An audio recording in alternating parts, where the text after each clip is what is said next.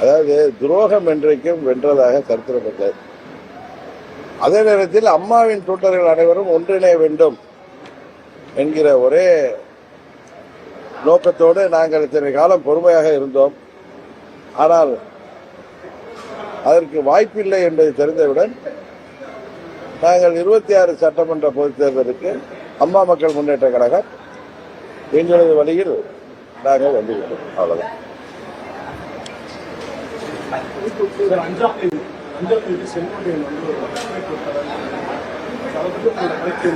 அஞ்சாம் தேதி பொறுத்திருக்கலாம். அவர் என்ன சொல்றாரு பாப்போம். எனக்கு யூகம்லாம் பண்ண தெரியாது.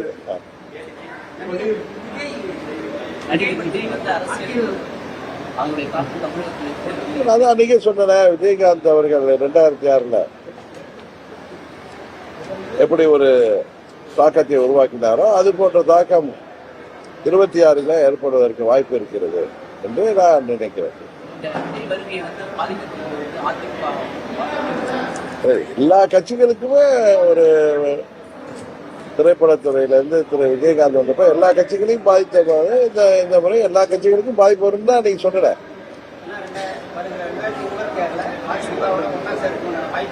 இப்பதானே பதில் சொல்லிட்டு இருந்தேன். அம்மாவின் தொண்டர்கள் ஓர் அணியில் இணையணும்னு நானும் இதுவரை அதுக்கு வாய்ப்பு இருக்கும் என்று எதிர்பார்த்தேன். அது இல்லை, துரோகம் தலைவிரித்து ஆடுகிறது. அது கடந்த 1.5 மாதமா பார்த்தா துரோகம் ஊருக்கு ஊரு போய் ஆணவம் அகங்காரம் பிடித்து சவுண்ட் பார்ட்டி மாதிரி ஒவ்வொரு ஊரா போயிட்டு வர்றதை பார்த்ததும் இதற்கு திருந்துவதற்கு வாய்ப்பே இல்லை. ஏதோ துரோகம் நாங்கள் செய்தது சரி என்பதை போல ஒரு எண்ணத்தை உருவாக்கி வருவதை எப்படி அம்மா மக்கள் முன்னேற்ற கழக தொண்டர்கள் ஏற்றுக்கொள்வார்கள்? அதனால்தான் நாங்கள் அம்மாவின் தொண்டர்கள் அனைவரும் ஓரணியில் இணைய வேண்டும் என்பதற்காக நாம் காத்திருந்தது. அது இனியும் காத்திருப்பது சரியல்ல என்பதை உணர்ந்து எங்கள் தொண்டர்கள் நிர்வாகிகளின் விருப்பத்திற்கு ஏற்ப நாங்கள் எங்கள் வழியிலே செல்கிறோம். நமஸ்காரம். நான் இங்க கல்டக்குச்சியில இருக்கேன். ஸ்ரீவராஹா பிராண்ட் அப்படிங்கறது 2018 நாங்க ஃபேமிலி எல்லாரும் பொறுத்திருந்து பாருங்களேன். டிசம்பர் வரை பொறுத்திருங்களேன். எங்களது நிலைப்பாடு என்ன என்பது உங்களுக்கு தெரிய வரும்.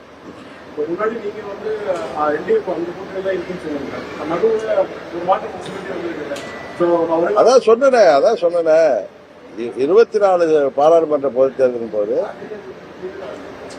மோடி அவர்கள் 3வது முறையாக முதலமைச்சராக வேண்டும், பிரதமராக வேண்டும் என்கிற ஒரே நோக்கத்தோடு நாங்கள் அன்கண்டிஷனலா தேசிய ஜனநாயக கூட்டணியில இணைந்தோம்.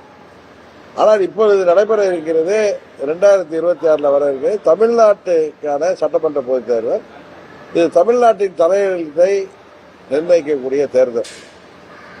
இந்த தேர்தலில் அம்மாவின் தொண்டர்கள் அனைவரும் ஒரு அணியில் ஒன்று திரண்டு ஒரு சரியான முதலமைச்சரை வேட்பாளரை தருவார்கள் என்று நாங்கள் பொறுமையாக காத்திருந்தோம். வேற ஒன்றும் இல்லை. யாருடைய என்ன சொல்றது, யாருடைய ஓரப்பார்வைக்காக நாங்கள் காத்திருக்கவில்லை. யாருக்கும் பயந்தும் எங்களுக்கும் செய்யவில்லை. அம்மாவின் தொண்டர்கள் ஓரணியில் இணைவார்கள், அதற்கு அம்மாவின் கட்சியைச் சேர்ந்தவர்கள் சரியான முயற்சியை செய்வார்கள், நடவடிக்கை எடுப்பார்கள் என்று பார்த்தோம். ஆனால் அவர்கள் துரோகத்தை தூக்கி தலையில் வைத்துக் கொண்டு ஊராக தெரிவதை பார்த்தால் இதற்கு வழியே இல்லை. அவர்கள் திருந்துவதற்கு வாய்ப்பே இல்லை. காரணம், நாம் அமைதியாக இருக்க ஏதோ துரோகம் தான் செய்தது சரி என்று நிலைநாட்டுவதைப் போல கூச்சலிடுவதும், செல்கின்ற இடங்களில் எல்லாம் ஆணவம் அகங்காரத்துடன் பேசுவதையும் பார்த்து அம்மா மக்கள் முன்னேற்ற தொண்டர்கள் பொறுத்தது போதும், நீங்கள் முடிவெடுங்கள் என்று என்னை பல மாதங்களாக கேட்டு வருகிறார்கள். நான் பொறுமையாக இருந்தேன்.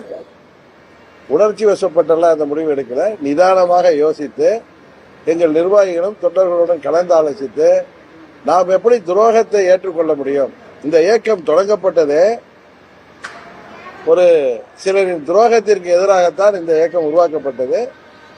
ஆனால் அவர்கள் திருந்துவார்கள் அல்லது திருத்துவார்கள் என்று நம்பினோம். ஆனால் எந்த வாய்ப்பும் தெரியவில்லை. அதனால் நாங்கள் எங்கள் வழியில் செல்கிறோம். அதற்கு எதிரணியா இன்னும் வளர்ந்த கூட்டணி எதிர்கட்சி இன்னும் கட்டமைக்கப்பட்டது. மறுகாலத்தில் அது மாதிரி நிகழ்ச்சி பொறுத்திருங்கள், தெரியும்ல, டிசம்பர் வரை பொறுத்திருங்கள். எடப்பாடி மிகப்பெரிய கட்சி வரும் சொல்லிட்டு இருக்காரு. ஆனா இது வரைக்கும் எதுவும் வரல. எந்த கட்சி வரும் நாங்க கேட்டா பதில் சொல்ல மாட்டோம். நீங்க எந்த கட்சி வரும் நீங்க அவரு பதில் சொல்றதா பதில் இல்லைன்னு அர்த்தம். நீங்க அவர் சொல்ற கருத்துக்கு வந்து நீங்க இதுன்னு சொல்றீங்க. திரும்ப திரும்ப சொல்றேன், திருப்பி சொல்லல, திரும்ப சொல்றேன். நாங்கள் அம்மாவின் தொண்டர்கள் ஓர் அணியில் இணைய வேண்டும், அதுதான் நல்லது, தமிழ்நாட்டிற்கு நல்லது என்கிற ஒரே நோக்கத்தோடு 21 தேர்தலிலும் நாங்கள் அதற்காக முயற்சி செய்த பாரதிய ஜனதா கட்சிக்கு உறுதுணையாக இருந்தோம். ஆனால் அந்த முயற்சி பலிக்கவில்லை. இப்பொழுது மாண்புமிகு அமித்ஷா அவர்களின் முயற்சி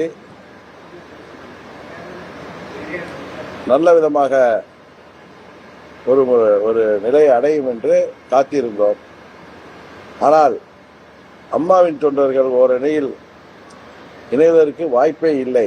காரணம், முதலமைச்சராக தன்னை மார்த்தட்டிக் கொள்பவர்கள் தாங்கள் செய்த துரோகத்தை நியாயப்படுத்துகின்ற விதமாக தாங்கள் சரியானவர்கள் என்பதை போல ஊராக சென்று ஆணவம், அகங்காரம் இதோடு கூச்சலிட்டு வருவதை பார்த்த பிறகு நான் அமைதியாக இருந்தாலும் சற்று காலம் பொறுத்திருந்து முடிவெடுப்ப வேண்டும். இருந்தாலும் எங்கள் தொண்டர்களும் நிர்வாகிகளும் என்னை பார்க்கின்ற பொழுதெல்லாம் நான் யாரை எதிர்த்து இந்த இயக்கம் கண்டோமோ அவர்களை தோளில் தூக்கி செல்ல நாம் ஒன்றும் ஏமாளிகள் அல்ல, நல்ல முடிவெடுக்க வேண்டும் என்று சொன்னார்கள். நானும் 3-4 மாதங்கள் டெல்லியை சேர்ந்தவர்கள் நல்ல ஒரு முடிவெடுப்பார்கள் என்று காத்திருந்தோம். ஆனால் அதற்கு வாய்ப்பு தெரியவில்லை. அதனால் டிசம்பர் மாதத்தில் அடுத்த கட்ட நடவடிக்கை என்ன என்பதை பற்றி நாங்கள் உங்களுக்கு தெரிவிப்போம். பாஜக வந்து தமிழகத்தில் ஒவ்வொரு கட்சியும் தோழமையோட கொண்டு உடைச்சு நிறைய ஈடுபட்டா அதை பற்றி எனக்கு தெரியாது. தேசிய ஜனநாயக கூட்டணியிலிருந்து நாங்க வெளியில வருகிறோம் தான் சொல்லிட்டேங்க. அதான் சொல்றேன், எங்க நிலைப்பாடு என்னங்கிறத டிசம்பர்ல அறிவிப்பேன்னு சொல்லிட்டேன். இதுக்கு மேல நான் தமிழ்ல தானே சொல்றேன். ஓகே.